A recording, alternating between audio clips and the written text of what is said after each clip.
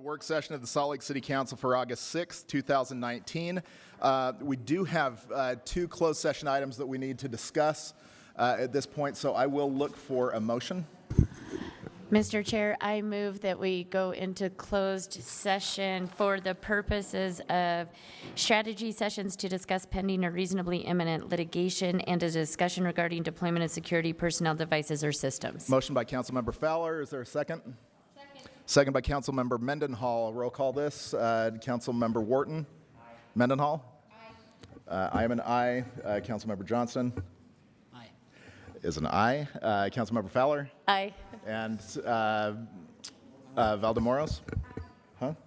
No, you're Johnston. You're good. I got it. Okay, so we are officially in closed session. We'll invite everyone who is not here for the closed session to leave at this time.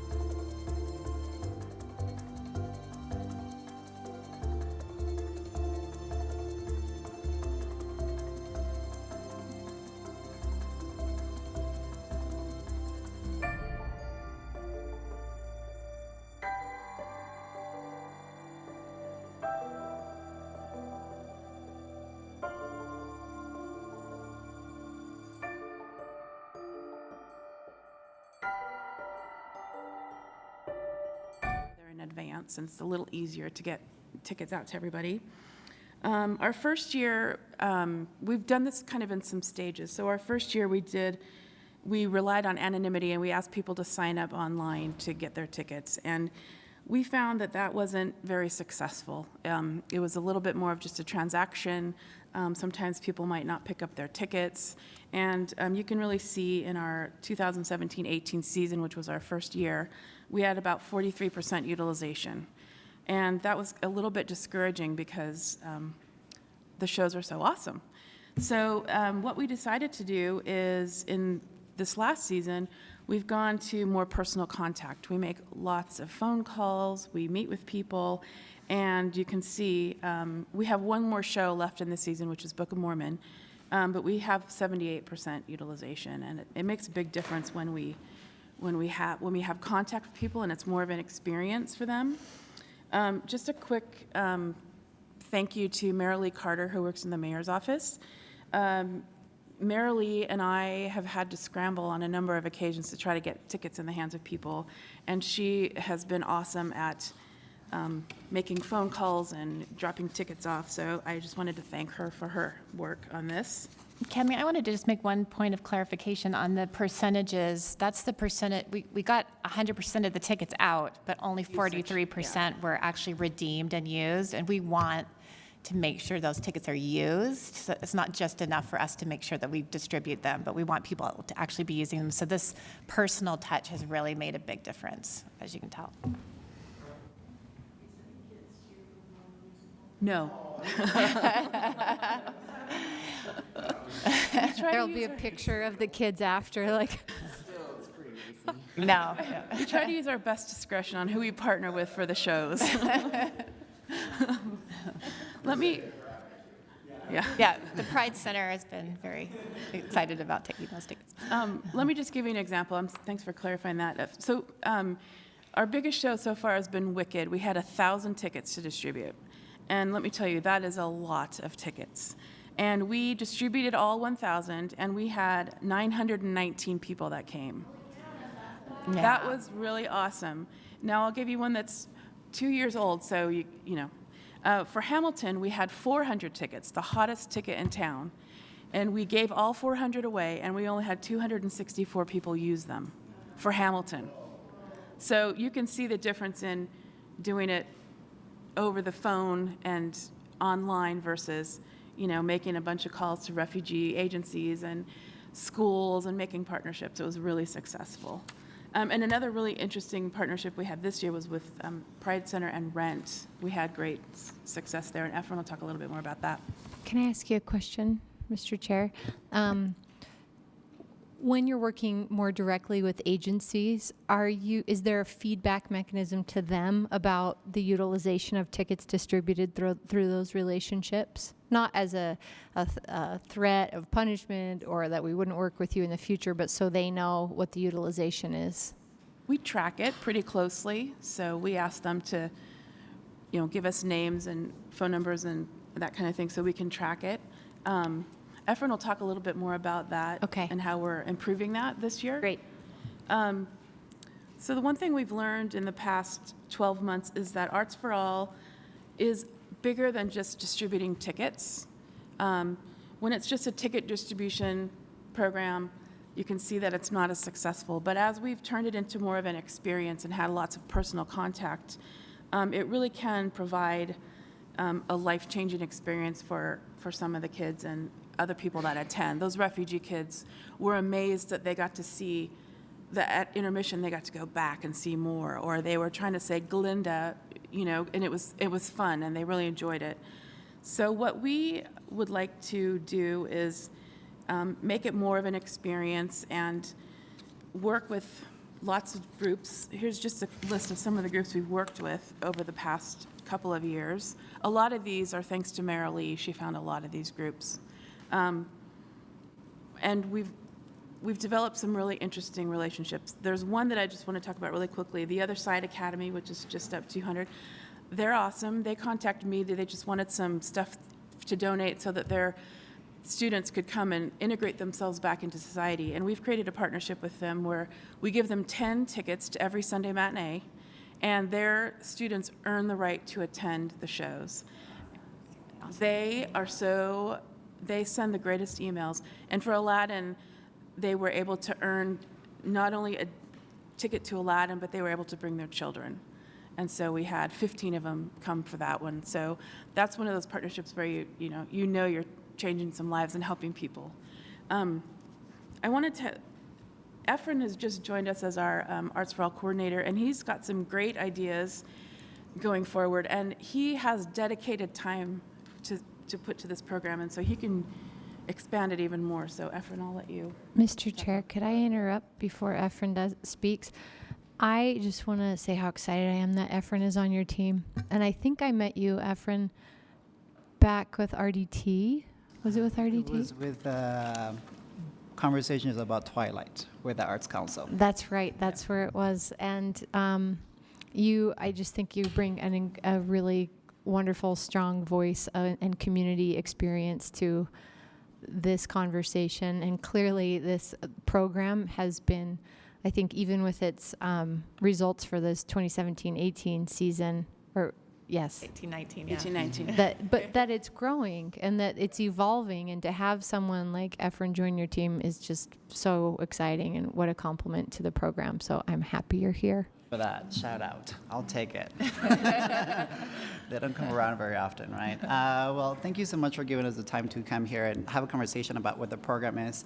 And sort of just as Cami just sort of peppers some of these ideas out, I just want to sort of condense them and group them together for you a little bit.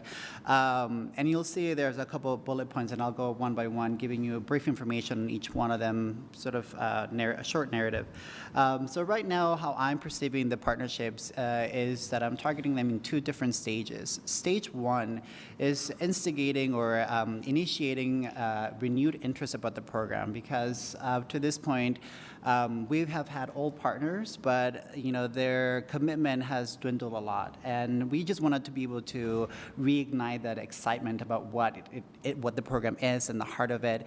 And of course, we're doing that as well with new partners, and really getting after them and sending emails, phone calls, meeting with them, and just having the opportunity to sit face to face, because as all of you know, that matters the most when you're trying to make a relationship, especially when you say echoes, right? Like anything happening downtown is frightening, but when they have a face or a name, it's a little bit more welcoming. There's a little bit more access according to that. The second stage of the partnerships is being able to understand and establish this idea that there has to be a rubric of commitment, and understanding that we are given a service and we expect there to be a commitment coming both ways. So one of the things that we're doing is engaging in these conversations and saying early on, let's keep our expectations really low.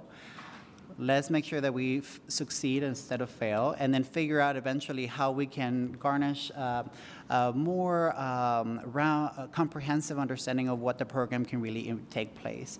And I'll talk a little bit more, as you see at the very end, it says offer traditional experiences, but inside of that, there's something that is the heart of the program, which is experience, right? And I'll talk a little bit more towards the end, so just don't forget that little thing in there. I want to tell you about a couple of the programs or partners that we have right now, because we have to be very cautious about the content of the shows and who we're partnering with based on that. For example, the Book of Mormon coming up, we have partnered with the Utah Pride Center. They have a program called SAGE, which focuses on seniors who also identify as LGBTQ members, and in some cases homeless. And so being able to give them out, I think we're now up to 160 tickets to distribute to them, and I think that's going to be a great partner. We're also partnering with Equality Utah to figure out how we can use them as a voice and a vehicle for that. Again, these relationships are hopefully going to withstand a long-term phase and are not just going to be one-shot deal.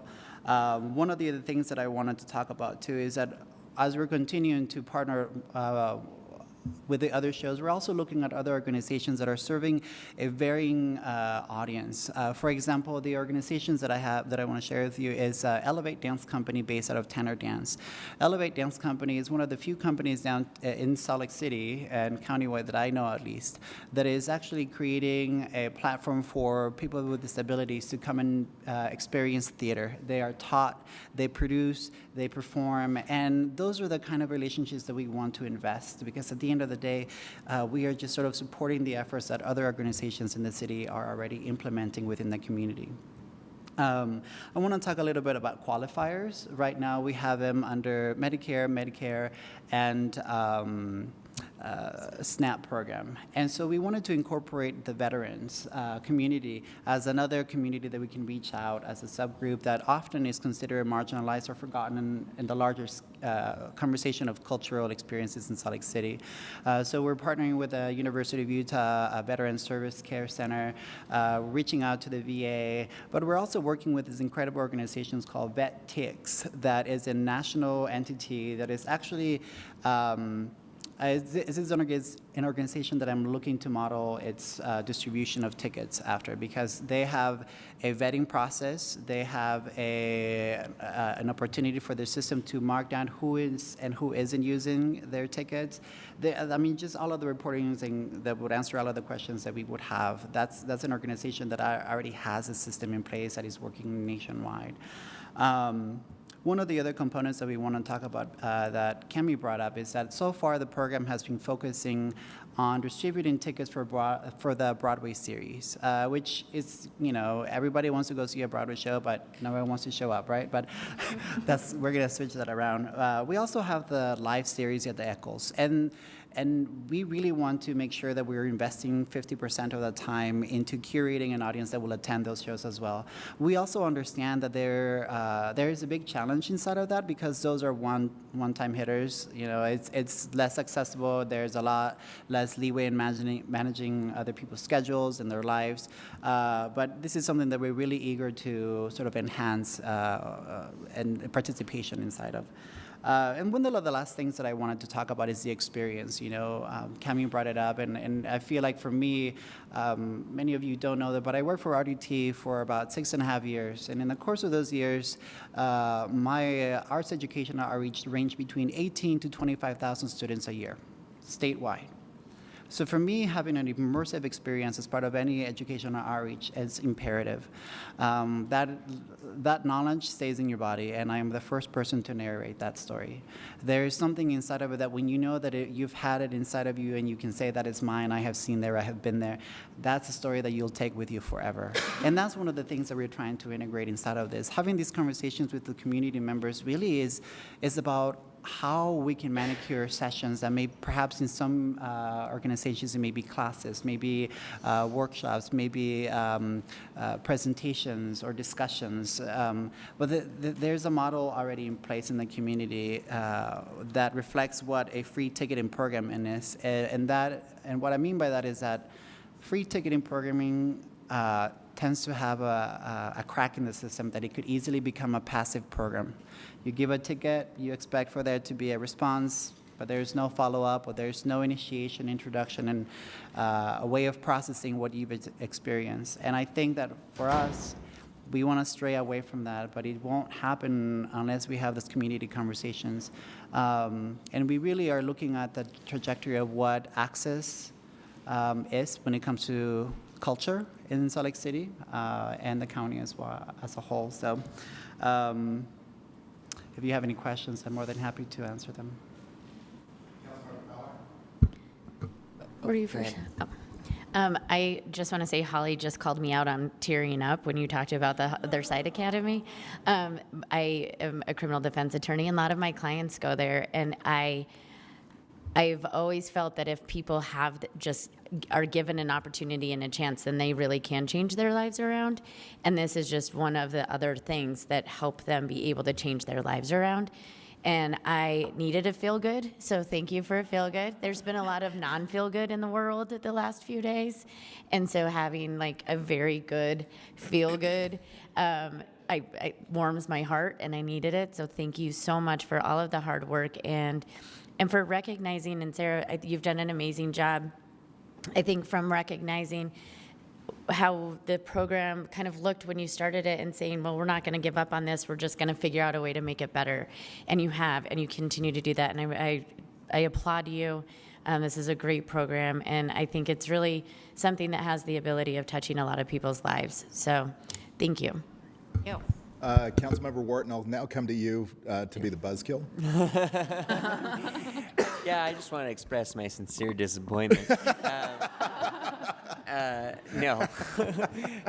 So how does somebody, if another organization wants to partner with Arts for All, how do they do that?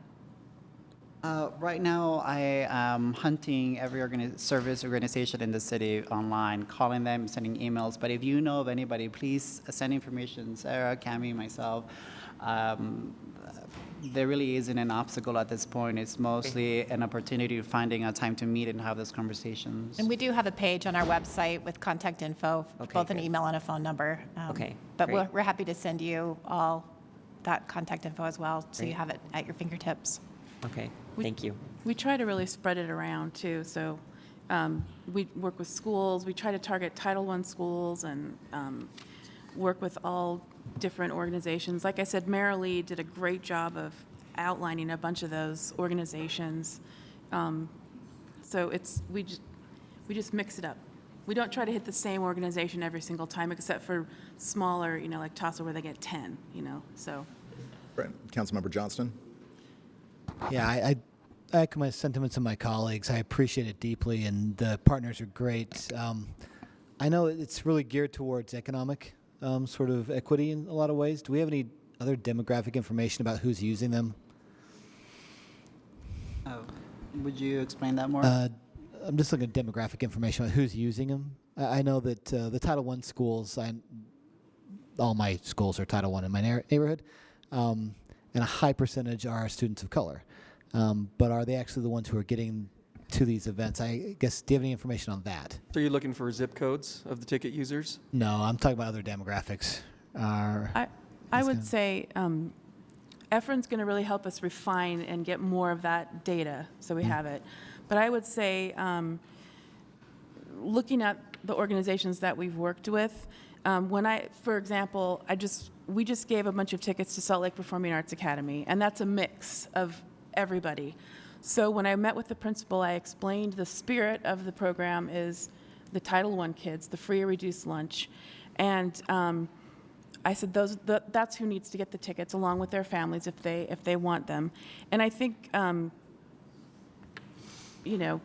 those kids used them. I've seen every color of the rainbow there, and I know that when you get a chance to explain it to everybody, they really take that to heart, and they do. So while we don't have hard and fast data, I would say anecdotally, the people that you want to get those tickets are getting them. And we are asking for reports back on, like we had the thank you notes and the pictures, and that kind of Yeah.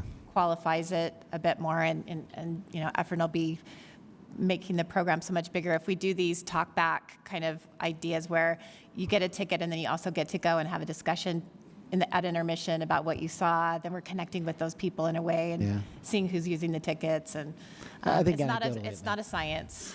It makes for sense sure. it is happening that way. I totally agree. I just didn't know if you had any data that can be used to show, to expand these programs elsewhere. Because you're doing a great work with this sort of slice of the resource and the population. I'd love to see it expanded. So. Yeah. Yeah. As a person who's out in the community speaking to these organizations, I can tell you that one of the things that I'm really focused on is finding a way of creating trust, because that's one of the first things things that is going to really help us in getting the number up. Inside of that trust, I feel like it's going to be a while before we can gather information that is so personal, especially at a climate like it is right now.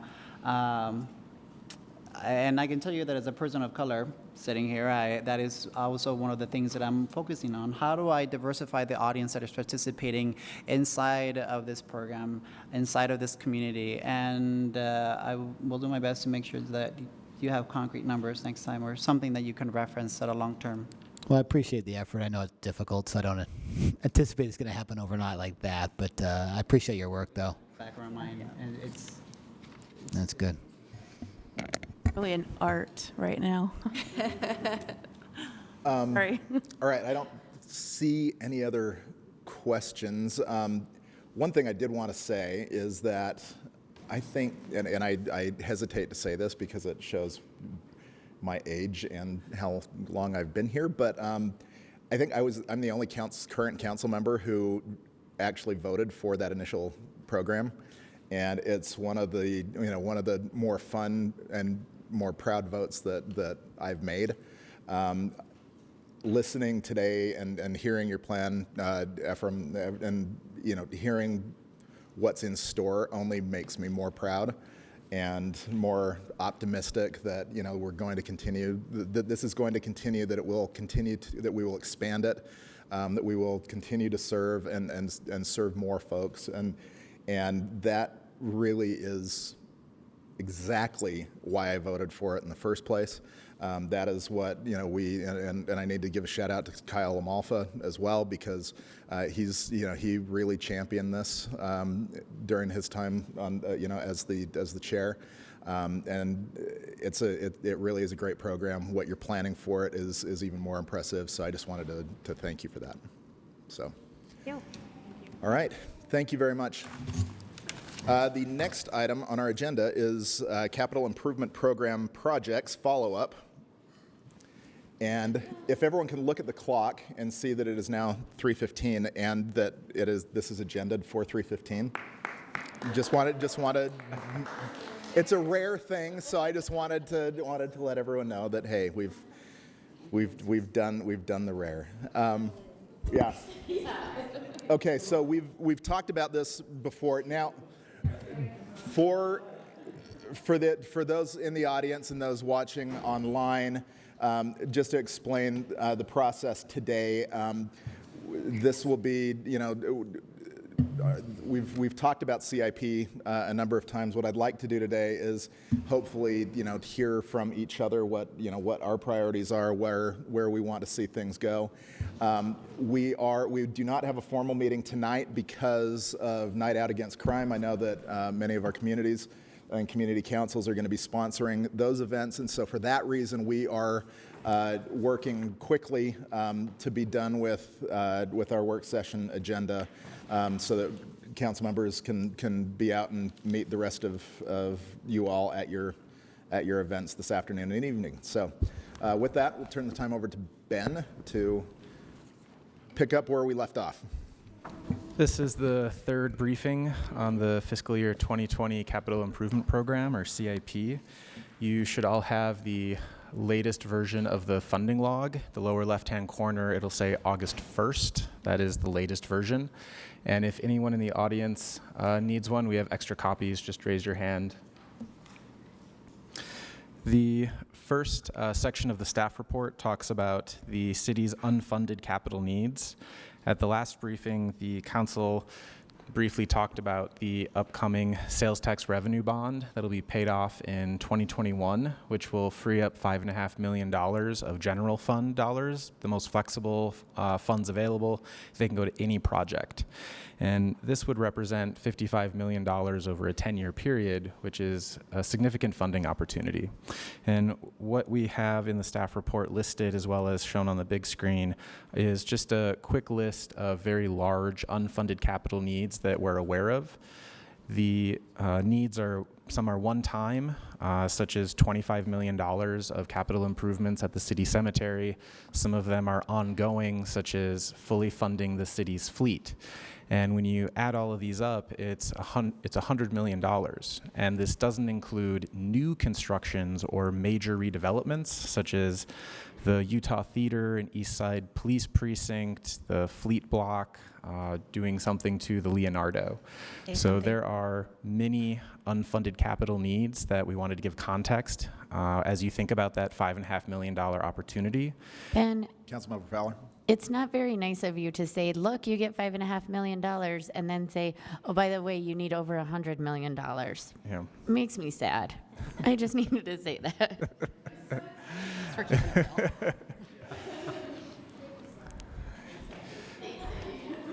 Yeah, being a wet blanket is part of being a budget analyst. It's in the job description. Yeah.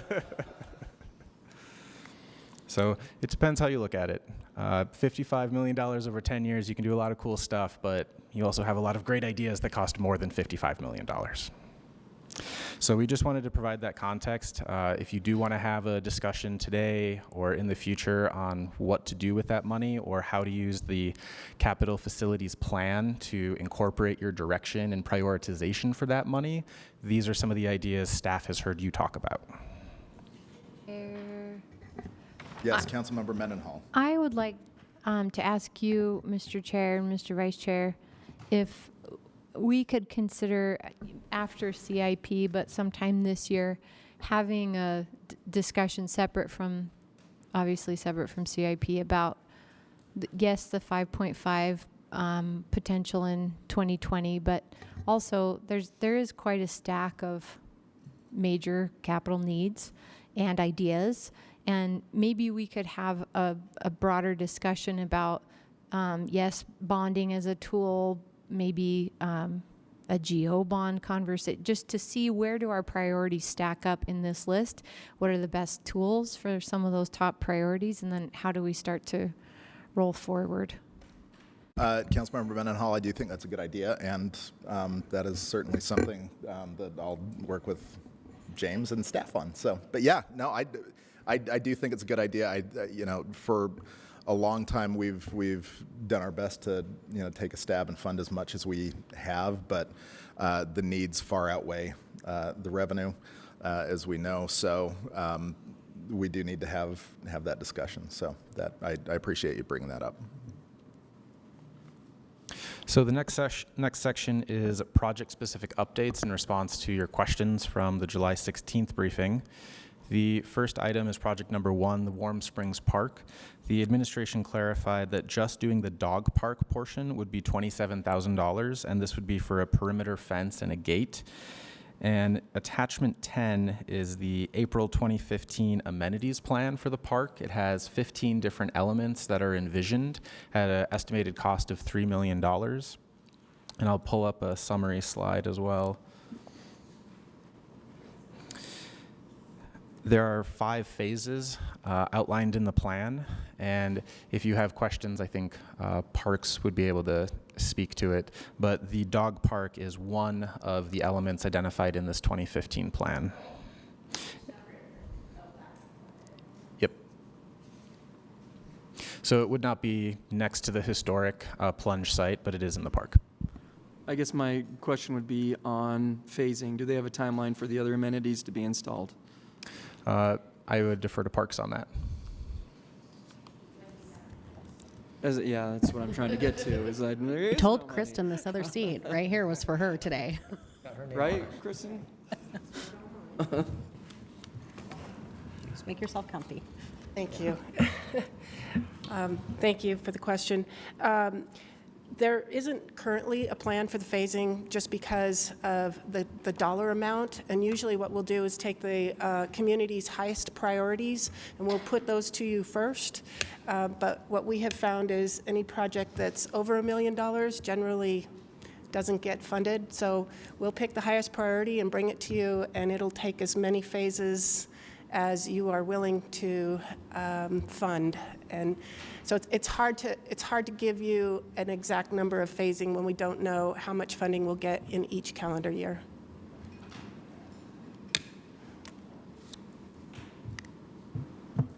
Okay.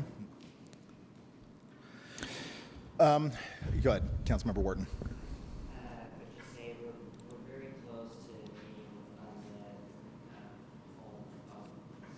Very close to being able to fully fund the dog park, and I think that is a big priority for the residents. So I would really like to see us get that funding. And regardless, is that impact fee eligible? Yes. Yeah. 100%. Yeah. So I hope that we can at least get that funded this year. I know that some of the other requests in the from the community are very ambitious about, like, the field, for example. But I think this will make a significant difference So I encourage everybody to please help fund that.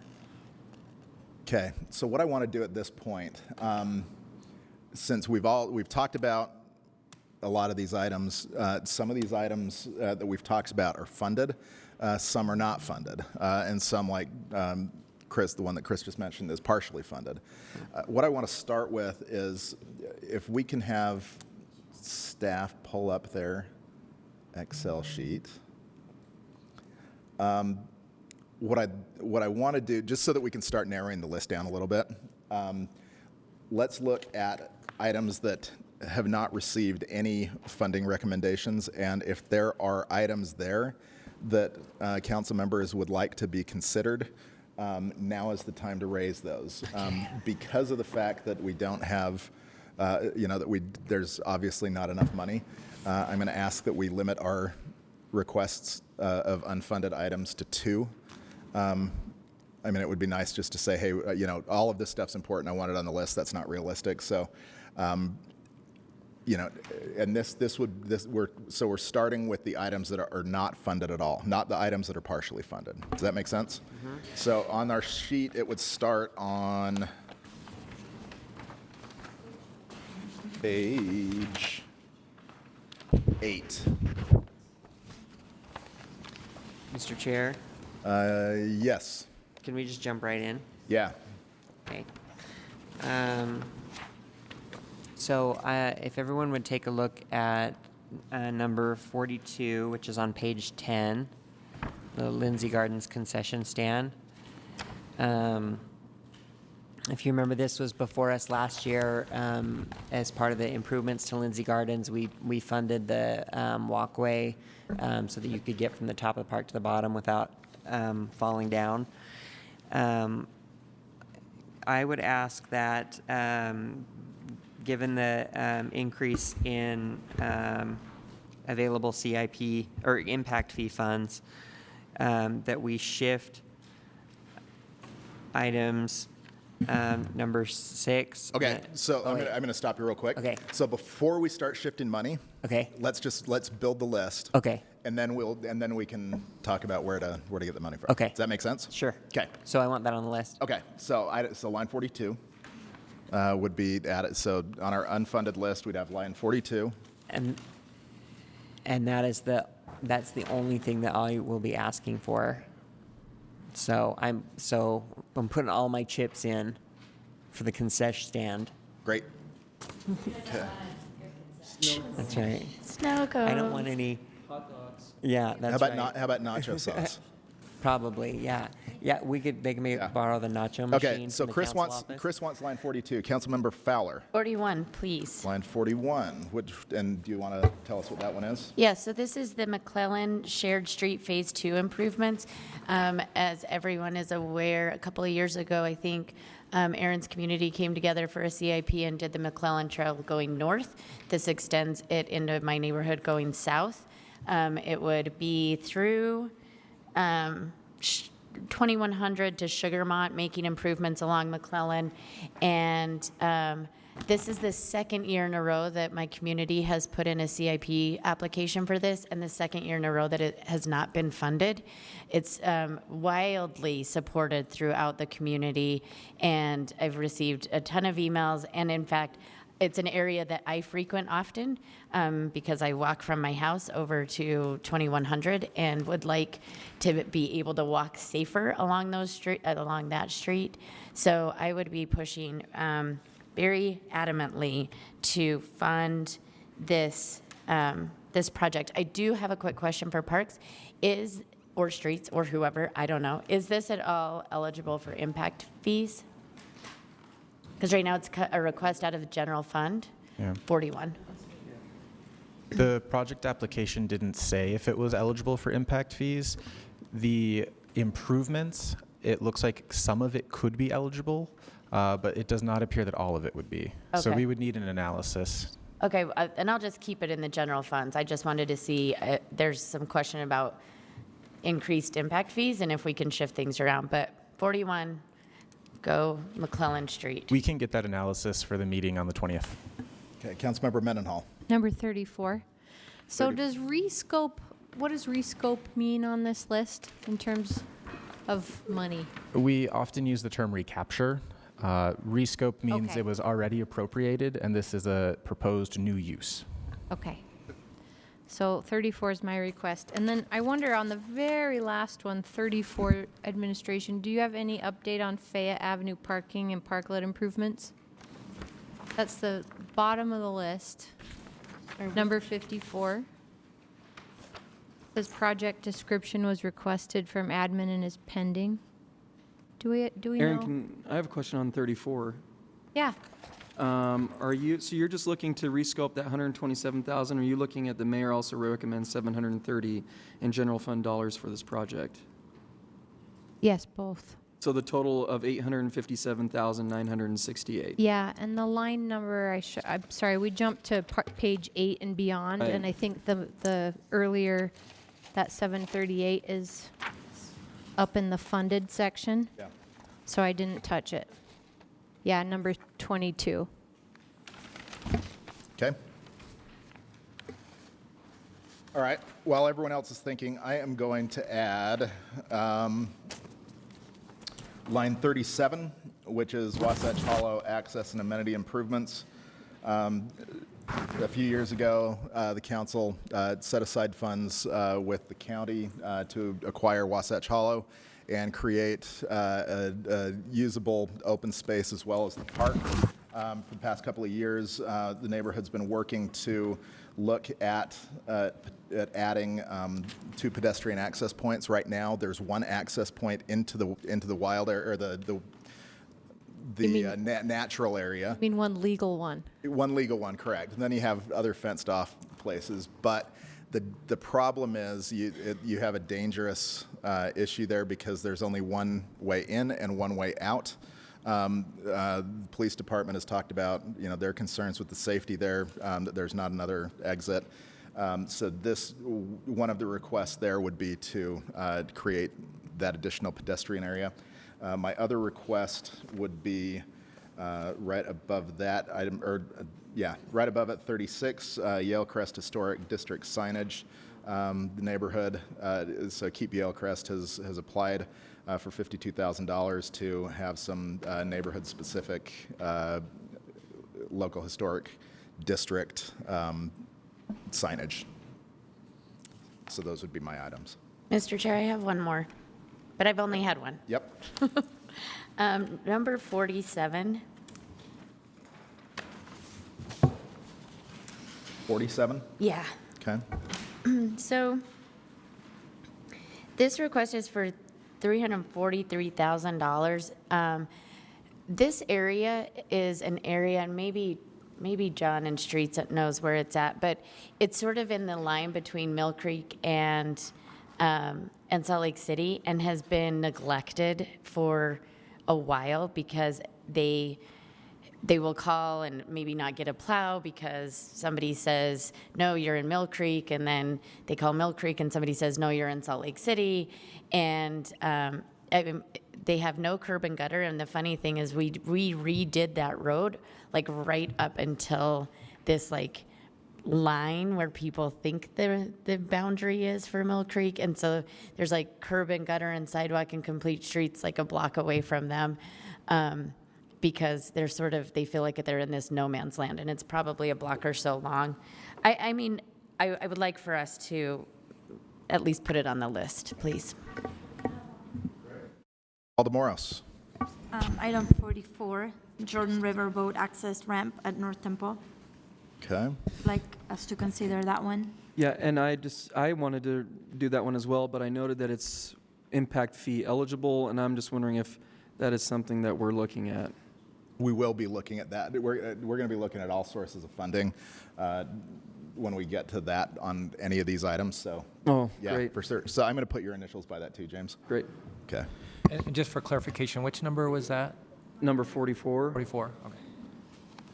And then the other one for me would be the number 50, is the community park signage and wayfinding. For me, it's a no-brainer because you've got funding from general fund as well as impact fee eligibility. So, and it's not just West Side parks; it's parks that need funding. So, partnerships.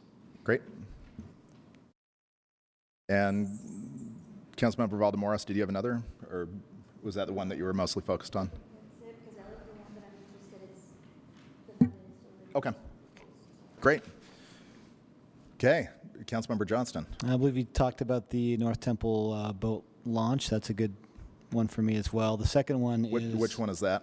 44. That is 44. Okay, the launch. Okay. The second one is 49. It's the connecting corridor for Sorensen Multicultural and Unity Center. Now that we have a more coherent plan about using both of those together, there's not a good reason to separate them since they're people are going back and forth anyway between a back walkway. It may be tied into a large discussion about seismic needs and some other upgrades for that entire facility, but I like to keep it on our radar this time. Okay.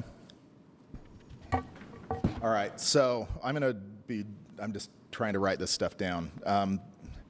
Let's put dollar amounts next to these just so that we know, what we're looking at. So what's the dollar amount for 42? 42 is 496,000. 496,000. 41. Okay, hold on just one sec. Item 41, how much is that? 500,000. 500. Okay. And 34. 34 is 857,000 and some change. Okay. And 37. 37 is 468,860. Okay. And then 56, right, for the Yale Crest one? 36 is 42,000.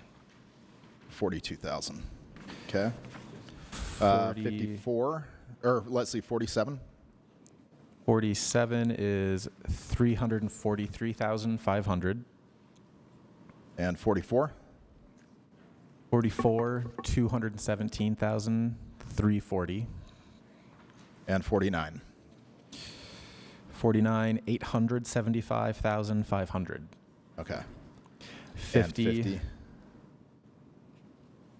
it's 134,050 general fund and 201,075 parks impact fees.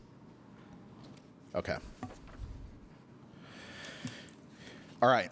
So there's no. Can someone else add it up for me? Okay, hold on. Ben's got his magic finger. So we're looking at a few $1 million. My guess is it'll be between probably 4 and 5 million. But let's see how good my bad math skills are. All right. So we know what we have to work with now, and we know what we're trying to get. Councilmember Wharton followed the instructions from our last meeting, which is if you want something, you have to help figure out where the money's coming from. So he has done that. He gets a gold star. So go ahead and tell us your proposal. Okay, if we were to take, oh, sorry, it's on, but if we were to take item number 6, the Nine Line Community Orchard, item number 11, the Richmond Park Community Garden, and item number 26, the Jordan Park Event Grounds, all of those are impact fee eligible. And we have an additional 800,000 in impact fees.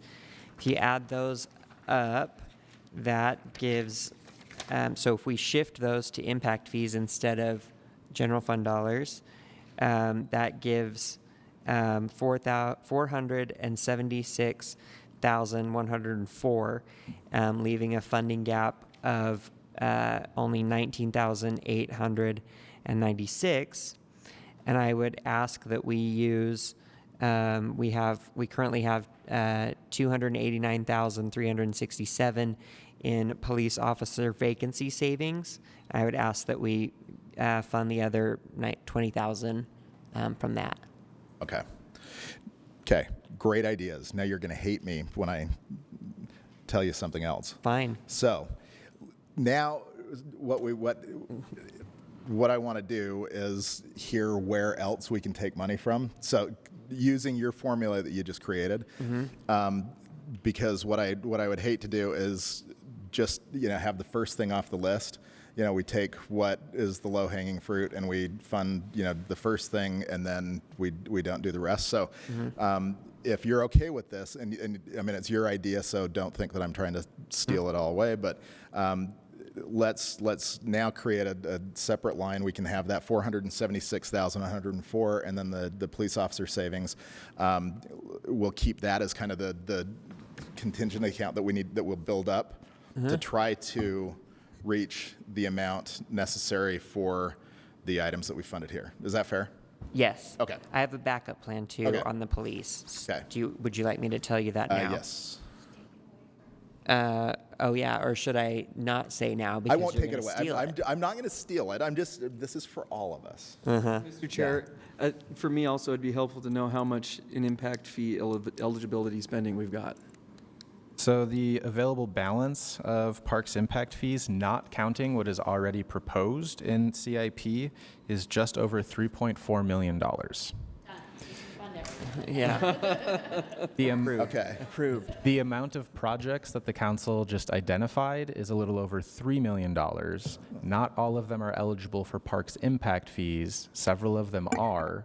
Okay. In addition to what Councilmember Wharton just said, that would free up an additional $470,000 of swapping parks impact fees for general fund dollars. So Ben, when you said 3.4, it's on top of what it's already been proposed, meaning on top of item number 40? Correct. The 3.4 million is separate from the 3.4 rescope proposed for Pioneer Park. On top of it. So if the council wants to swap parks impact fees on the 3 projects that were just listed, Yeah. I can switch those and we can update the amount of general fund dollars Tell that are us still out available. of what we have right now. We know that we have 3.4 million in park impact fees. I think Mary Beth is getting a little nervous as we're talking about all this, moving money around. So if we say anything wrong, Mary Beth, let us know. Which items on our new unfunded list would be eligible for impact fees? All right, so let's go through them one by one. Okay. So number 42, that is 100% eligible. Okay. Number 41, we'll be requesting the analysis if we can Okay. use streets impact fees. Okay. 34. 34 is not eligible because it is maintenance. Okay. 37. 37 is 100% eligible. Okay. 36. 36 is not eligible. Not eligible. 47. 47 is not eligible. Okay. 44. 44 is 100% eligible. Okay. And 49. 49 is not eligible. And 50. 50 is at least partially eligible. I'm not sure if it's fully eligible. Let Okay. me check the application. 201,000 eligible. No, that's how much they've recommended. It could be more. Okay. But okay. So right now the ones that are eligible for parks impact fees are 42, 37, and 44, correct? Correct. And I just checked the application for 50, and it is 60% eligible, so they've already maxed out the parks impact fee eligibility on that one. Okay. All right. So if somebody could quickly add up for me what the amount, so 496,000. 468,860, and 217,340. 1,182,200. Okay. Council members, since we do have 3.4 million right now, my recommendation would be that we fully fund those three items with impact fees, and that we preserve $2 million of parks impact fees for the acquisition of a future property that is future. Hold on.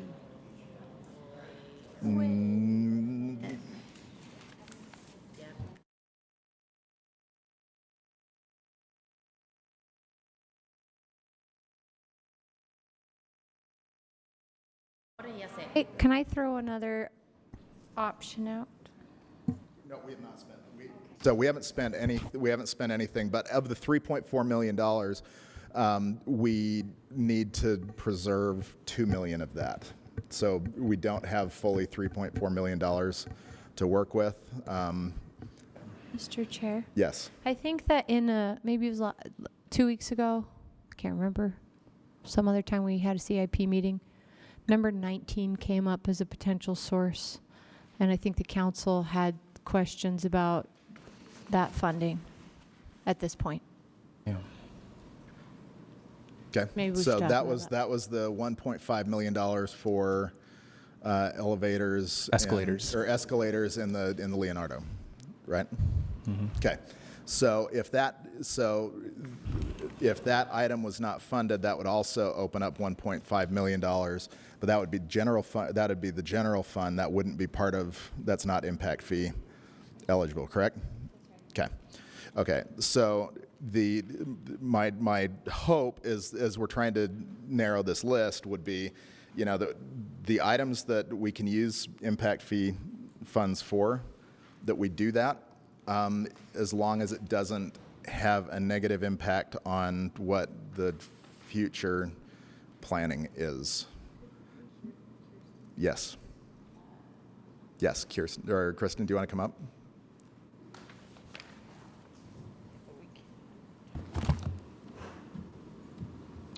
Hi. How would you feel about us dipping into the parks impact fee surplus for the items that we've talked about? Which surplus, I'm sorry, are you speaking of? The available to spend balance of parks impact fees. Oh, so the And- 3.4. Correct. And an update I just got from Mary Beth, the 3.4 million does include the 1.3 million proposed to be spent, but does not include the 3.4 million proposed to be rescoped for Pioneer Park. This would mean 2.1 million of parks impact fees is available to spend, which would still be enough to cover the projects the council just identified. We received different answers from different departments about this amount. Which one do Okay, you like the so- best, Ben? I'm going with the lower number that Mary I Beth just appreciate provided. that. So there is So 2.1 that's million. $2.1 million, and would the $2 million for the future project come out of that 2 million, or is that out of the 3.4 number? So the 3.4 is now gone down to Now gone 2.1. So Okay. 2.1 parks impact fees are available to spend. Okay, but if it's set aside for that other project, then we only have $100,000. Is that right? Sorry, set aside Yes. for which other project? Another project that Parks is currently looking at that can't be discussed. Closed session. Right. So, okay, so really instead of $3.4 million, we really have $100,000 to work with, and that was little over $1 million that we have for those three items that are eligible for impact fees. That includes Fisher Mansion, right? Okay. Councilmember Wharton. It's already, yeah, it's included. Includes 1.1 for Fisher. It's already in there.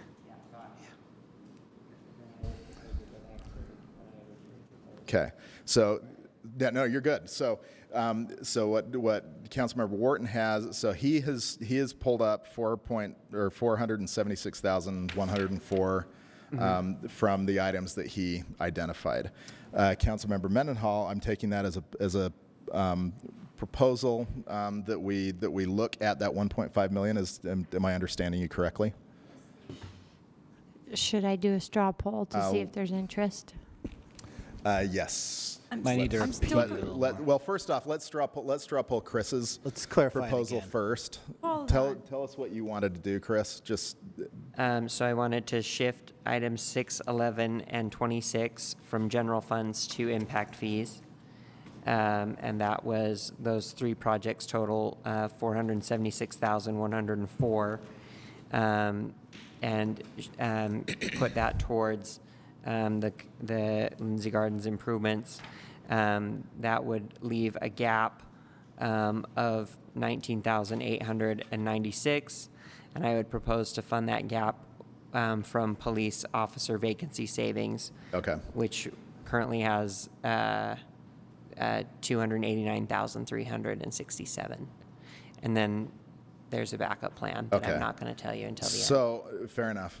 So the $476,000 that you would shift to impact fees That's this one. would come out of the $2.1 million Correct. in impact fees, which means that cuts into what that would cut into the $2 million for the potential acquisition of another property. Is that correct? That is correct. Oh, crap. See, it was a fantastic idea when the number was 3.4. Okay, Mr. Chair, Councilmember Johnston. could I clarify a different item that may impact the impact fee discussion for a Yes. second? Looking at the acquisition of Phase 3 of the Three Creeks Confluence. Okay. Right now, I think on here it's listed as using impact fees for the acquisition. I still would like to look at surplus lands funds instead. What which number could is that, free up- Andrew? Okay. It is, where'd it go? 35. So it's 500,000 right now that's earmarked. It So was- Actually, what's- is it insurance? It was recommended for funding by the advisory board, but not the mayor. Yeah. At the last briefing, the council talked about using the surplus land fund, since this would be purchasing new land to create open Okay, space. so we've already looked at that separate, because on here we said it listed as parks impact fees on the left, but on the column is general funds. So were And that including one's not funded. were we including that right now in that discussion or no? No. Okay. That So it would have won't been, free up that would have anything been else? part of, as we were building the unfunded list, that would have been one of. So one of okay, the- so it won't free up any impact fees at this point that we've been talking about. Okay. That's correct. Yeah.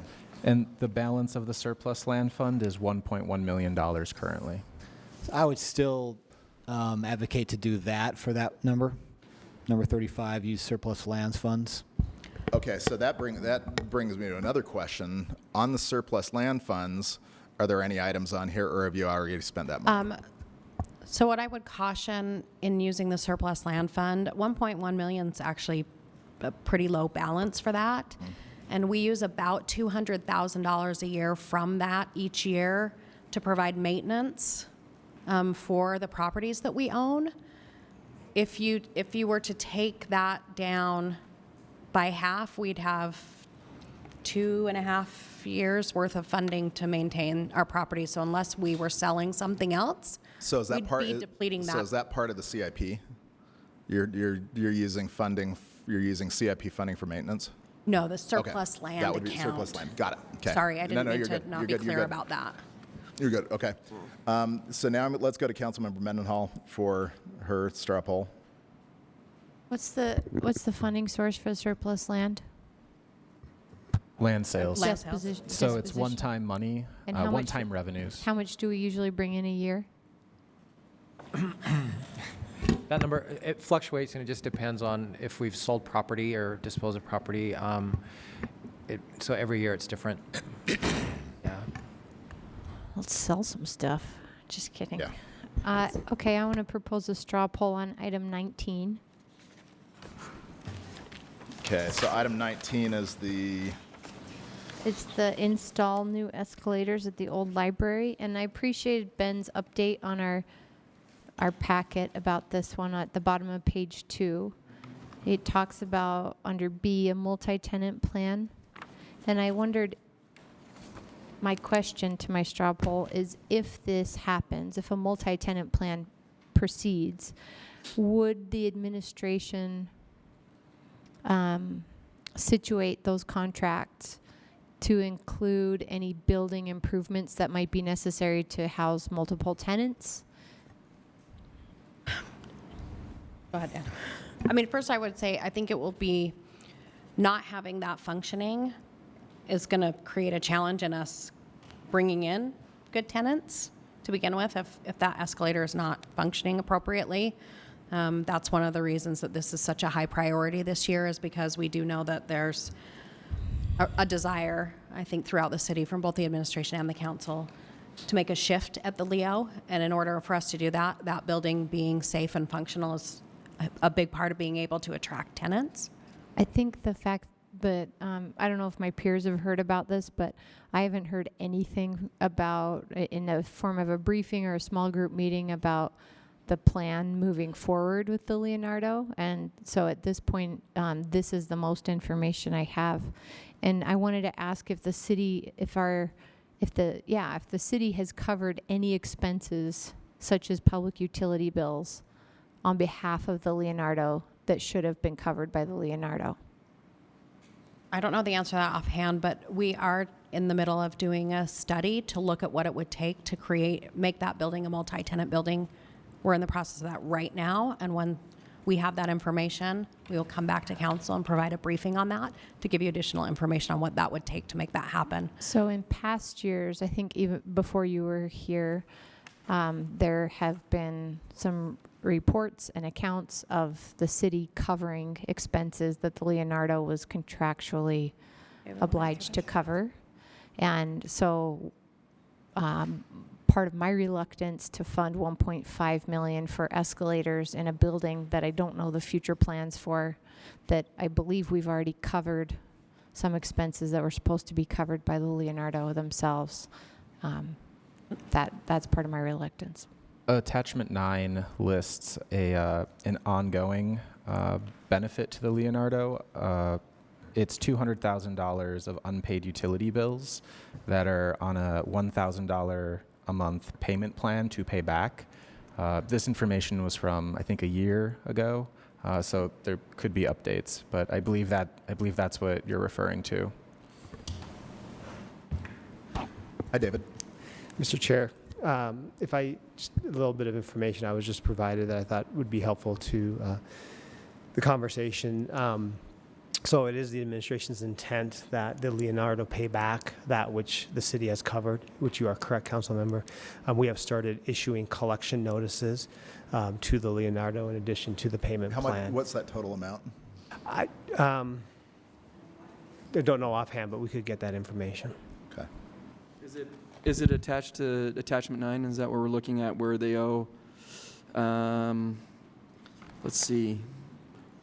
It just says $200,000 that they're paying $1,000 a month over a 17-year payment plan. I'm not sure. Okay. But the reason why I mentioned it, I just wanted to make sure that that the council understands the administration's intent is that the Leonardo does cover the cost that they are responsible for. Yeah, I believe that's the intent, and I appreciate the little tiny update that you're working on that. In the meantime, it would help me want to be supportive of this kind of a major expenditure if I better understood and could justify to the public what the future of that building holds and how it could be operating differently in a more, from a fiduciary standpoint. So that was a long way to a straw poll, Mr. Chair. Okay, so you would still like to proceed with the straw poll? I would. Okay, so the straw poll then would be on number 19 on page 5, the installation of new escalators at the old library. Thumbs up that you would like to reappropriate that $1.5 million, or let's see, $1,545,000 to a different program. Is that correct? Okay. Thumbs up that you support moving that money, thumbs down that you oppose it. And that passes 6-1. You what? Oh, I was the one, Charlie. Yeah. Okay, so that now puts $1,545,000 into an account. Okay. Should I tell people? Okay. Other ideas? Because we have $3 million, so we have $3 million of wants and 1.5 million. We've made good progress with that. I know. Thank you. 1.8 million, Mr. Chair. We have 1.8? Because the 289,000 right. of one-time Yes. vacancy savings. Okay. Yeah, I would. That was my backup plan. So thanks, Aaron, for doing the heavy lifting on that. And so again, I would propose the same thing in terms of a shift.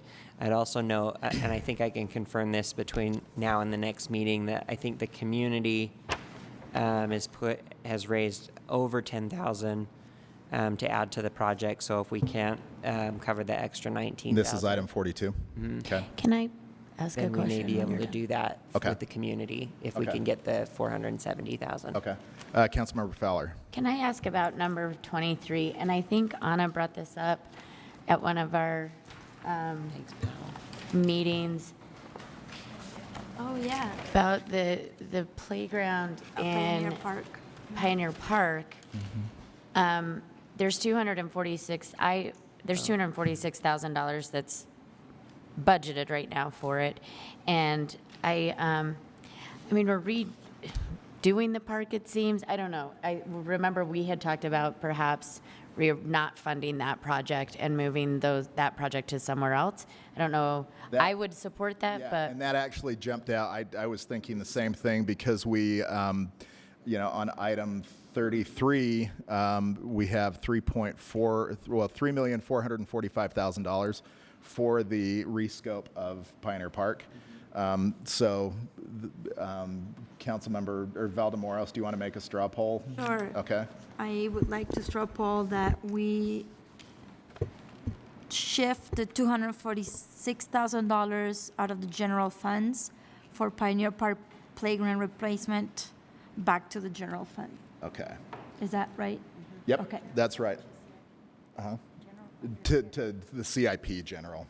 Yeah. CIP general. Okay, thumbs up that we support that, thumbs down that we oppose it. Okay, that is unanimously supported. Okay, so what are we at now, Ben, with? Not that.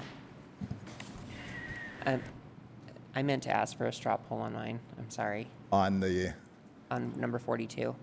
We're not straw polling the funding of them yet. We're just, right now, I'm still trying to pull all the money together. Gotcha. I gotcha. Yeah, does that, and then I will come to you first. Thank you. You're welcome. So the numbers that I have here are 1,545,000, and then we just added 246,000, correct? And then Ben, how much else did you say we had? So you now have $2,080,367 in general fund dollars. 2,080,000? 367. 367. Okay. And what's the total amount again for the unfunded? It was just over 3 million. Okay. So we still need $1 million. And that does include the 500,000 for Three Creeks Confluence. If you were to fund that out of the surplus land fund, it would go down to $2.5 million for the remaining projects. Councilmember Johnston. Well, I was going to offer to drop it to 250,000 from general fund and then take 250,000 from surplus land. Split it. Okay. So, let's add $250,000 from surplus land. Is that right? Let's straw poll that. Thumbs up that we support that. Thumbs down that we oppose it. Okay, so Okay, well, we're getting there. We're getting there. On the parks impact fees, we need $2 million, correct? We have 2.1 million. Can we use that 100? Can we put the $100,000 towards one of these eligible projects? Or what would that do, Kristen?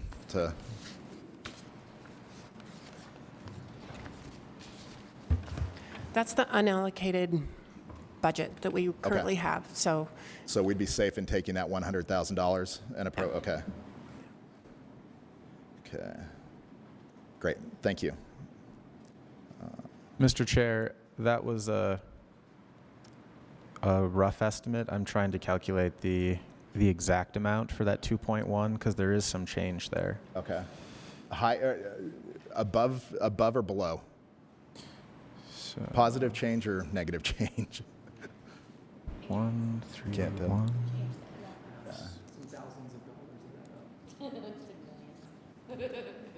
It's $23,022 more than the 100,000. So $123,022. $123,000. Okay. Okay. So in our funding list, we now have $1,545,000, $246,000, $250,000 from surplus lands, and $123,000 200 and whatever. Correct? Is that right? I don't think that 250,000 is from surplus lands, right? We're not taking it yet. That would be, I mean, part of it is that we would take it because what Andrew was talking about is that instead of funding the full thing with the general CIP, we could fund half with that. So we'd have to, I'm pulling it into that pot with the 123,000. Okay. What does that put us to? Out of the 3 million you're saying? Yeah. How much less are we? And then we like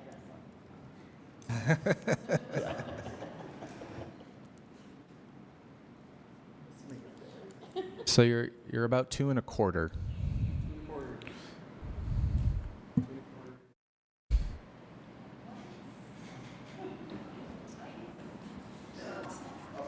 So, how much is left? You're about 2.25 for your wants, and you've Yeah. got just over 2 million available.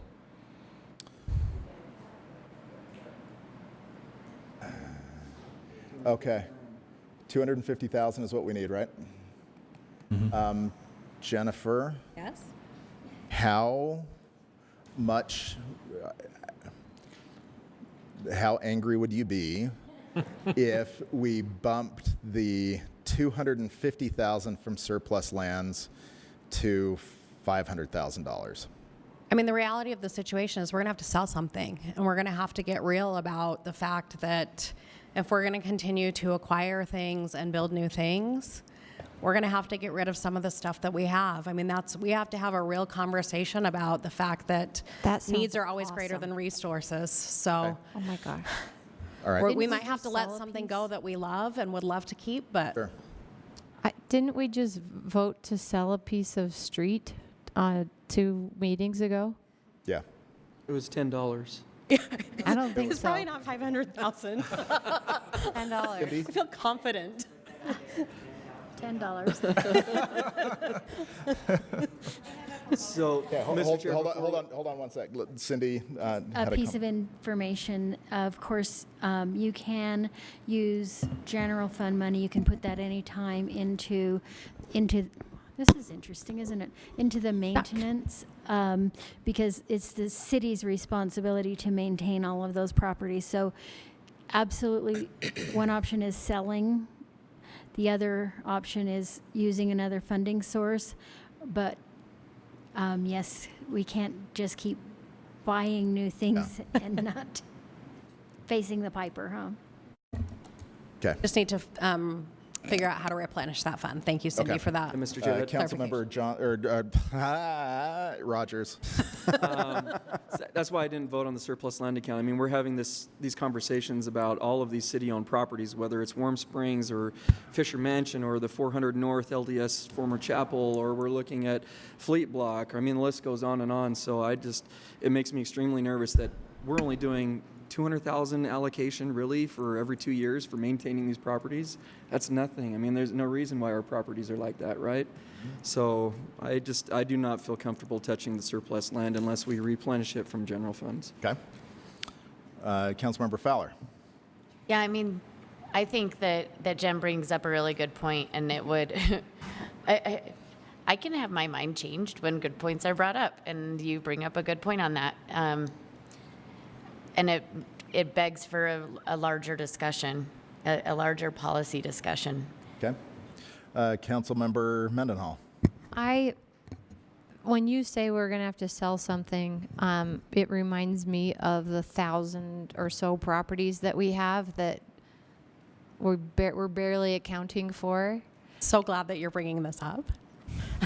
Okay. So should we have Please a go. fire sale? Is that what you were going to say? That we're going to No, what I was going to say is now that we have finally been able to fill the capital asset manager position, we've brought JP Goetz onto our team. JP comes with a lot of experience with planning and RDA, and one of the big first projects that JP is working on is pulling together our list of assets and attaching many different attributes to those, and we will be doing a categorization of all of those and identifying which properties are best suited for us to sell, which are best suited for us to set aside potentially for parks or for police precincts or fire stations, which ones are so difficult that these are the kinds of properties that we should be working with our partners to put affordable housing on, and maybe, those are the kinds of things that we would consider writing down. So we are doing a very large-scale, comprehensive look and analysis of everything that we own so that we can start being more proactive about how we deal with our city assets, both in terms of making sure that we set aside what we need for our future that we already own, in terms of looking out to the future for what we need so that we can acquire in times when prices are low, and to look in times like prosperity, like now, when it's a good time to sell, knowing proactively what things we should be letting go of instead of having to make knee-jerk decisions about those things. So, Jennifer, I just want to tell you that is music to my ears because that is precisely what this council has been asking for at least 2 years, often, and it actually goes back even before that, where we've been asking for a list of all city-owned properties, and there's been quite a bit of pushback. So this is fantastic. I completely concur, and I'm very excited to have that discussion and to see that list. And I want to thank you for your team's work in pulling that together. And with that, I would then say let's not do anything with surplus lands, which means we are, $500,000 short? I think it's a little more than that, A little more than that? Tell us. So it'd be if we took that out, we would just have the $123,000, the 146 or 246, and then the $1,545,000. So those amounts are the $2 million up on the big screen. Okay. Oh, there it is. Okay. All right. So, are there any other items that we want to straw poll to pull funding from, or? Yes. Yeah. Let's. Now, again, we're trying to get through for Night Out Against Crime, or so. Let's. Yeah. If we can just keep it to 5 minutes, that'd be great. Let's come back at 4:20. And then when we come back, what I want to do, if there are no additional funding amounts, then we'll go through the list that we have and see if we can pare that back.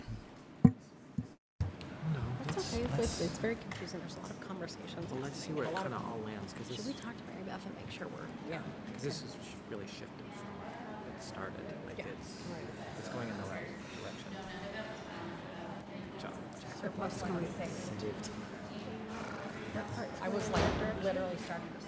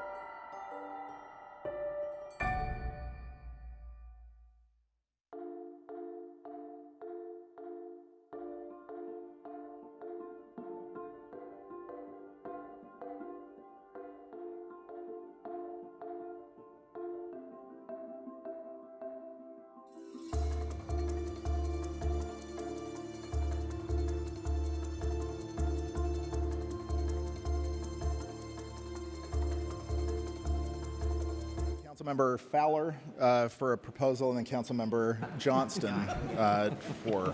He's got his own chair. Okay. In looking at things, if we turn to item 47, which I brought up, of 3,000 south from Highland to 15 east, it is basically a street improvement, curb and gutter. I was just talking with engineering and John Larson from Streets and Maxwell from engineering. That road technically, we think, may or may not be half Salt Lake and half Mill Creek. And so there may be an opportunity to partner with Mill Creek as we are continuing our discussions in working together to have good fences, to be good neighbors. That might be something that we're able to work with Mill Creek on. And Matt's going to kind of dive into that a little bit, and also into breaking down exactly how much things would be for what the constituents are asking for. So what I would propose is we sort of put an asterisk by that 343,500, so that we can get some more information for August 20th. I think it's important to fund it. I want to take care of this little neighborhood that feels neglected, but I also think there might be an opportunity to sort of look at how we can partner with Mill Creek, since we're having those discussions already with them. I Ben just wants want to say something. I just want to add that since this project is roadway improvements, you could also use Class C funds. Most of the Class C funds are currently going to reconstructions and overlays, which the roadway selection committee would decide. You could pull some of those monies specifically for this amount. Okay, and so that might be an option too, but maybe if we just asterisk it and come back to it for the 20th, that it might be some open funding depending on if we kind of put a pin in it and see what we want, what we could do with Mill Creek and what that is. And it may be that we actually own the whole road. I'm not sure. We're going to get some more information about that for the 20th. So Councilmember Fowler, what about this? My only hesitation is it's looking like we're moving pretty quickly on some of this stuff. If we're able to get most of this settled today, I worry about asterisking anything, because then it opens. Sure. It has potential of opening everything else back up. Last year, the Sugar House Community Council had requested funding for 11th East. They then came back and said, you know what, we'd be okay if we put that on hold for a year as long as it's funded next year, because they were concerned about construction with that's right. 13th and 11th. So what if we did something similar? Because I don't know if we're going to actually have all those answers by the 20th from Mill Creek, and I think we can add this to that broader discussion. And then, you know, if we are able to work something out, and if we can use Class C funds or something else, you know, we can do that. But, you know, at least the community would know that, you know, the council is committed to looking at that. We're already working to see if we can come up with some of those improvements in our negotiations with Mill Creek. And so, you know, we would remove it from this list, but, you know, with the understanding that it would be funded next year. I think that's a possibility as well. Okay. I mean, if we can have a pretty clear straw poll that we would be committed to doing this next year, either in conjunction with Mill Creek's negotiations or just on our own, that we would be funding this for next year. That's similar, as you said, Charlie, to what we did with 11th East. Would you want to make that proposal or that straw I can poll? make that straw poll. Okay. So I would propose that we not allocate the money right now because of the unique issues that this particular street provides with the border of Mill Creek. And Matt's looking at me. Okay, don't look at me, Matt. And commit to funding this project for next year during CIP if it hasn't already been done. It may qualify for other things in the meantime. Okay. Clear as mud. Okay, thumbs up that we support that, thumbs down that we oppose it. And that is unanimous. Okay, so let's move $343,500 from the want list or the unfunded want list and put it towards the funding potentials, which puts us at about 2 million, probably about a little over 2.4, almost $2.5 million. Okay, so we're now looking for about $600,000 plus to move forward. Is that right? Sorry, Mr. Chair. Oh, wait, no, we can't move it because it's not funded. That's why it was on the unfunded list. Yes. Oh, dang. Yes. So smart, but no. Okay, so it's not. We don't have that money to spend, but we don't. It's now not 2 million. It's 2 million minus that. Okay.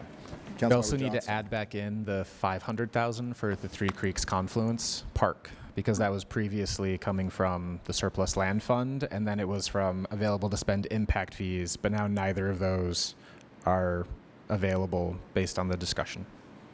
So the Three Creeks is no longer at all in the funding as of right now in our current discussion.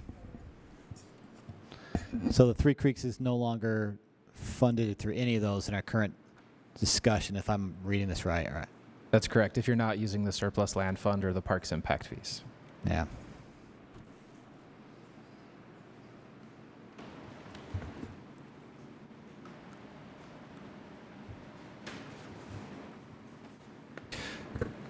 We just got to update that project 27 is on the list of streets to be reconstructed with bond funds as part of the voter-approved streets reconstruction bond.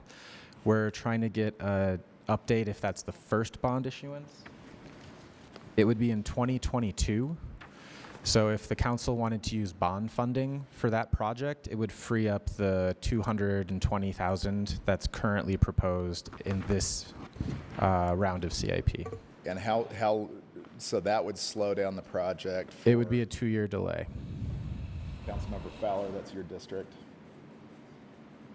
And the commitment that was made last year. So yeah, I would be reluctant. I wouldn't support it for that reason, just because we made that commitment, and then hopefully we can. Yeah. Okay. Yep. So thank you for the creativity, though. Okay, so are there other items on the unfunded? Well, first off, do we want to eliminate anything else from the funded list? Councilmember Johnston. No. Sorry, I just scratched myself. Oh, okay. I know someone had a question, or someone was talking about the community orchard, which is funded for $195,104. Any thoughts on that? The community orchard. Well, Mr. Chair, I was open to looking at it. My concern is that it's just, I'm concerned about some other projects as well, I guess. It's what? Some other projects, the carriage house, particularly. The Three Creeks Confluence land is actually for sale, contingent to that other park. If we don't allocate to buy it, it probably goes elsewhere. So I'm sort of struggling back and forth with this right now. Okay. Okay. So right now, can you go back to the funding list, Ben? Mr. Chair. What we have available. 1 second, council member. Okay, but that's the 280. Did that remove the surplus lands? The surplus land is not counted in this. That's not counted. So if you wanted to use the surplus land, it would be in addition to this $2 million. What about the $123,000 in impact fees? That also is not reflected in here. That's not in there. Correct. Okay. And I'm triple checking the numbers based on removing the one project, adding in Three Creeks, since adding on the fly is usually best not done once. Okay. So let's look at the unfunded list. Are there projects on this list that could be pared back. Pared back. That we don't fund the entire, all the bells and whistles, but we look at. So number 37, Yeah. the Wasatch Hollow access and amenity improvements, it could be phased across 2 phases. This is phase 1 is $285,000. Phase 2 is $205,000. Okay. So.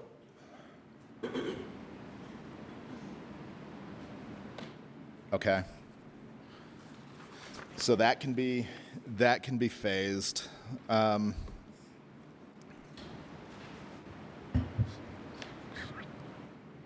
What else? It's on 37.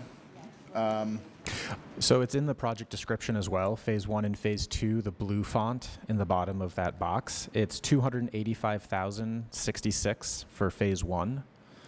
And phase 2, $205,764. Okay, so I would be comfortable funding phase 1 this year with a commitment that we fund phase 2 next year. It's going to be more money doing it that way, but I'd be willing to pull that back just to help us achieve that.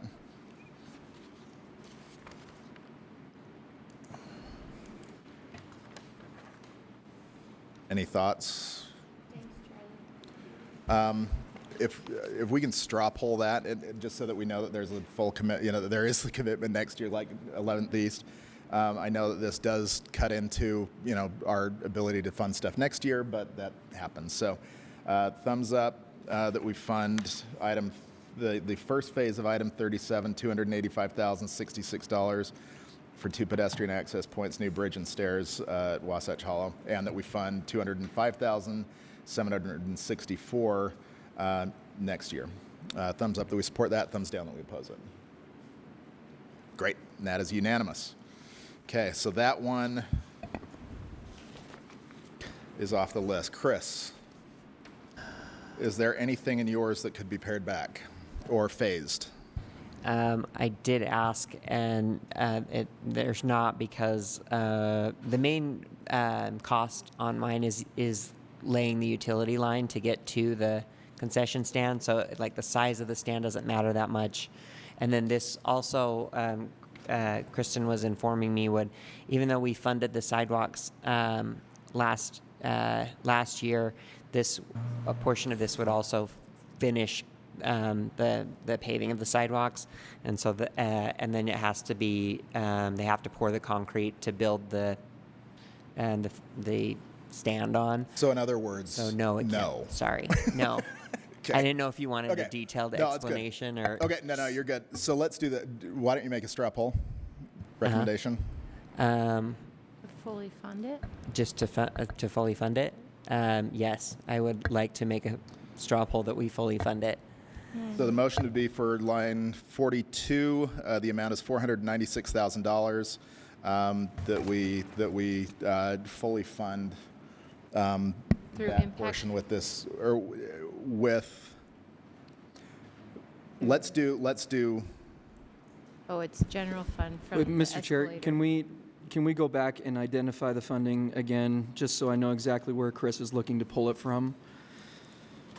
For the concession stands? I know one of them is the Orchard on the 9 line, right? Yeah, I was just swapping general fund dollars for impact fees, though. So it was number 6, 9-line Orchard, number 11. And that won't. No, if Ben's saying that won't work. Oh, that. But. So to preserve the 2 million parks impact fees for the potential purchase, Yeah. there's only $123,022 left of parks impact fees available to spend without a recommendation from the mayor. What about the escalators? So again, I couldn't hear. Yeah, so that'd be separate. So what we can do, we know that we have $123,000 in parks impact fees, right? Okay. So let's go through and fund and vote on whether we fund it, because the parks impact fee could also be used for number 37 that we just voted on for Wasatch Hollow. And so what we can do is figure out what we're going to fund, and then we can figure out, you know, how to allocate that 123,000. Okay, right? then can I start with an easier one? Sense? Yeah. If we're only talking about that 120,000, right? 23. 123,000. Then the first is I want to do is to fully fund the dog park, which was number 1. So that's only 10,000.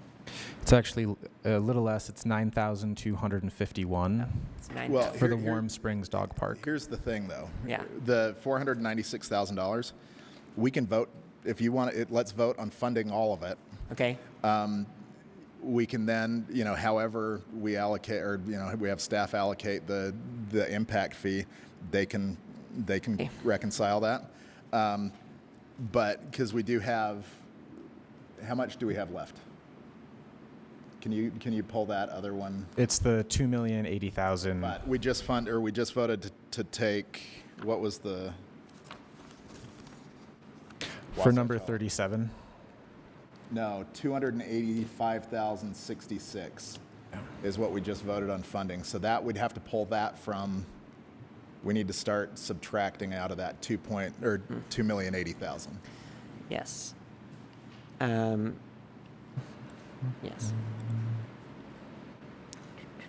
And I did confirm, you know, for goodwill, the community has raised 10,000. Okay. So they will continue to try to raise. Can I just also comment that the dog park funding can't come out of the general fund because it's under 50,000, and we don't fund CIP projects for under 50, but it could, I believe it can come out of impact fees. Right.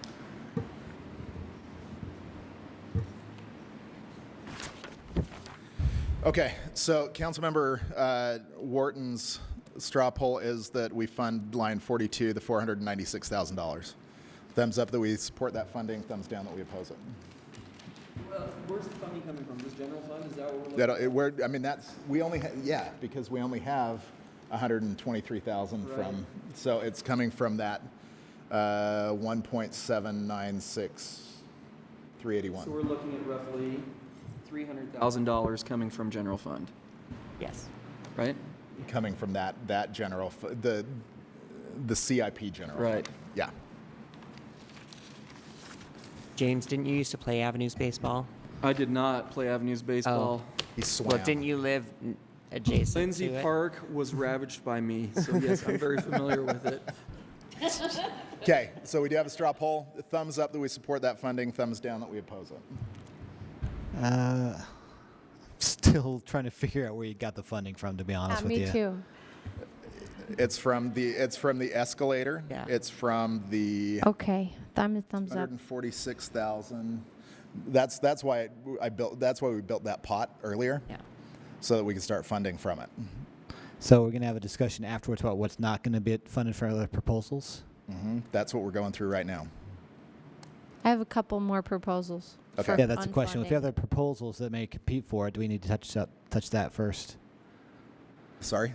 If we have other proposals that might compete for the same general fund dollars, do we need to touch those first before we make a decision? You can. Everyone's Gotta open to start. make a straw poll. It's one of those things we just have to Yeah. We move gotta- forward on. So We just have to, yeah. So that's. Mr. Chair, well, Wait, hold on, we have to vote on We the still poll. have the vote. thought we did. Everyone put their thumbs up or down. I don't know what I don't know. So Okay. working on it. Lindsay. Okay, so that was Councilmember Johnston voting no. But the other, so that would remove $496,000. And Bring it down to what? 1.422 million. Okay. And just to clarify, the red amount in parks impact fees, that's the remaining amount that would be added into CIP, because during the annual budget, that 123,000 is in excess of what you originally put into CIP this fiscal year. So during the next budget amendment, we'll add those in. So it's not that you don't have that money, it's just that we need to add it in the accounting step later. Okay. Councilmember Mendenhall? I'm not sure I'm proposing a straw poll just yet, but in looking at the money we need to find here, we're still finding money, right? Yeah. There are two for wayfinding signage, and we're making some. Those to me are ones that we could push to a later another funding consideration. Remind me, what numbers are those? There's one at number 50, and then the Yale Crest is the other one. And believe me, I love wayfinding. It's number 36 and number 50, but those. We haven't funded those. I thought that they were wrapped into our funding. No, what we did on that was just, they were part of our, well, the. It was one of the items. Yeah, it was the wish list. Okay, then another one we might want to consider is phase 1 only of number 44. Is number 44 is on the current funded list, right? No, I don't think so. No, that's not funded. It's at all. not currently I'm all funded. messed up then. Yeah. Can I get an updated list? Just kidding. There is no updated list. So the ones that we still have on the unfunded list. Yeah, please tell me. Is item 41, which is $500,000. The McClellan shared streets improvements. Yeah, but with that, we may be able to get or to use some streets impact fees, right? That's correct. And this is also a project that you could appropriate less than the 500,000 to still do the first phase. It has 3 phases. The second phase is contingent upon the first phase. So. But what I'm saying is there's a possibility that streets impact fees could do that. So. Correct. The next one is 34, which is. 7 Canyon. What's 34, Aaron? The Liberty Park Liberty Park, improvement, 7 7 Canyons. Canyon. It's Okay. the piece of that project. Okay, so that's $857,000. And that I'm sorry, 34 is only 127, but there's another piece. for the 7 Canyons fountain, it does have 2 Lines. items, and they're both recommended for funding by the mayor. They are both recommended? Yeah. Correct. Different sources. The number 34 is the rescope money, Okay. and So we don't need to, so it's already funded. so No, we don't need that's to worry already about funded. yeah, and the 857 that's already funded as well. The mayor's recommending on that first line item to do about 730,000, and then the remaining amount is line Oh, thanks. 34, To bring and it that to will actually 857. be about 7,000 more than the 850 requested. that. So that fully funds it. Yes. Okay, so we can strike that from the list. Does that work? Heck Okay, yeah. because it's funded. It's funded. So 41 is our unfunded So 41, the one, so we voted. to do We it. voted on 42. We voted on 37. So the ones that we still need to would be 41, 36, 44. 49, and 50. There's also number 1, the Warm Springs Dog Park. Just 10,000. It's $9,251 to fully fund the dog park portion. Number 1. And then there's also number 35, the Three Creeks Confluence, which is 500,000. Mr. Chair. Wait, where's number 1? So where are we seeing number 1? But it's funded, right? So number 1 is More money. the dog park. 9,900 and something. Okay. All right. Okay. So 1 needs more. What else needs more? Number 35, the Three Creeks Confluence, 500,000.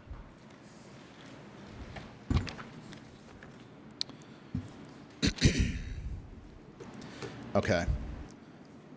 Can I make a straw poll? Please. Mr. Chair, I would like to make a straw poll that we fully fund number 41, 500,000 for the McClellan Phase 2 project. And that would come out of the escalators.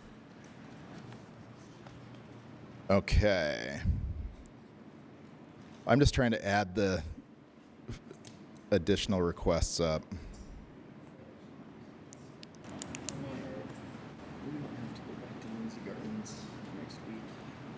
We might. I've been fighting for this. Okay. Okay, so Councilmember, we're at about what I count. What do we have for number 50? How much is that amount? 500 for 50? Okay. That's 35. Sorry, 50 is 134. But that was one of the.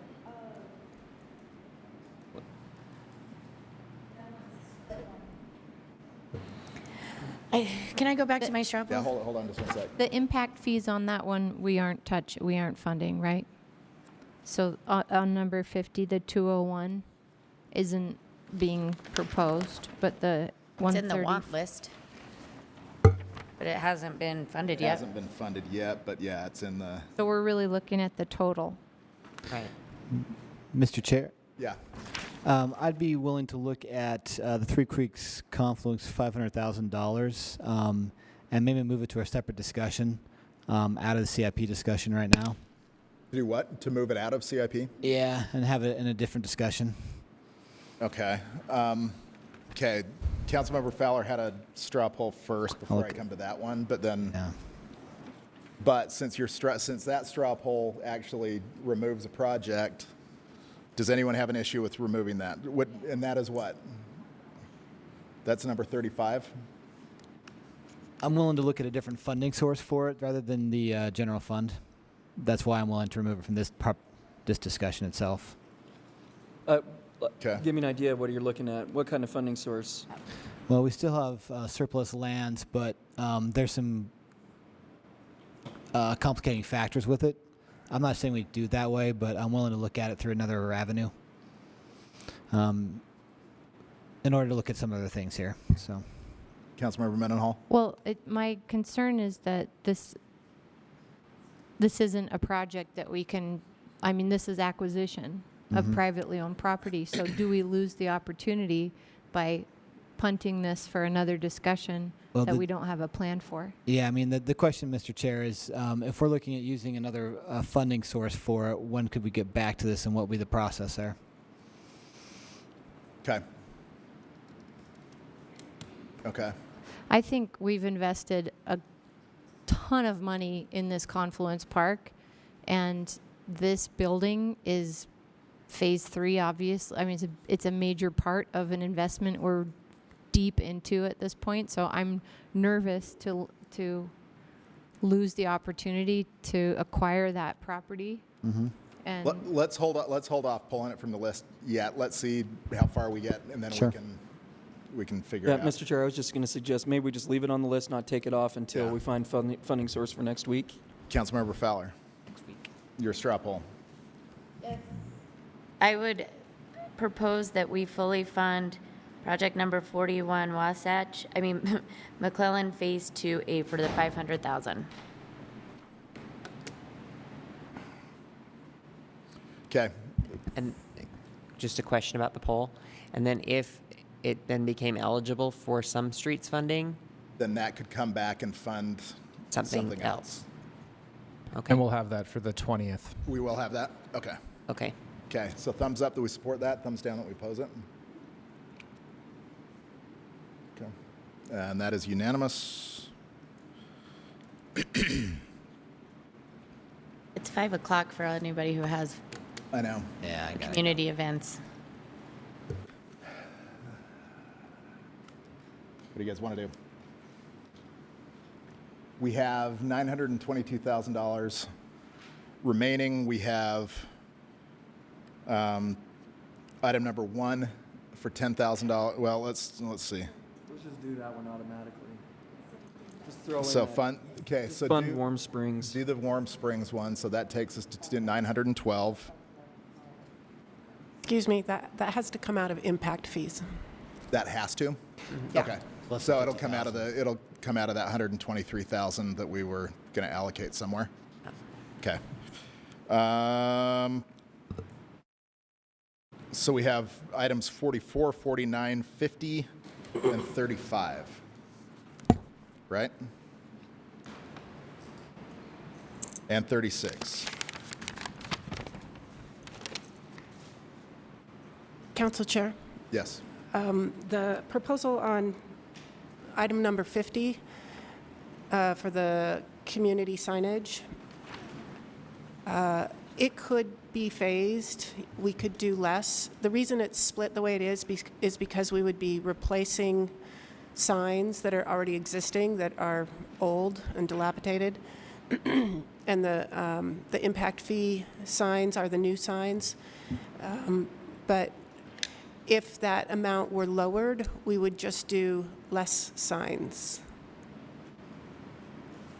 Okay. So would we be looking at just saying the project will install new signs at 10 sites and not replace? We'd have to look at what makes sense. Maybe for next week, we could find out what that would be. Yeah. Would that work? Yeah. Or you could even do it over 2 years, the way that we're doing Wasatch Hollow. Right. In fact, if you wanted to propose that. Well, I mean, I'm happy to propose it, but I'd rather see what that's going to come to. If we're looking at just new signage in these parks compared to the replacement that you're looking at, right? Yes. So we could do. Maybe you could look at a phase and bring it towards us for next week, say. Absolutely. Okay. We'll bring you a face. All right. Okay. Do you guys want to stick a pin in this until next week? Well, you guys, I'm looking, you guys have the Night Out Against Crime. So Yeah. James, Amy, Andrew. So it's up to you. Do you want to stop tonight? I probably need to. Okay. All right. So the items that that we've agreed to fund this year are lines 42, 41, and 37. That would be phase 1, and then phase 2 would be next year, and then item number 1 would be phased or coming out of the CIP. Is that right? Yes. 47 and 30, yeah, 47 would be for next year. Okay. Does that make sense? So we need to, what we still need to find funding for are 36, 44, 49, 50, and 35. Okay.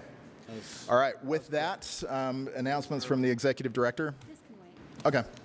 All right. We are adjourned. Thank you.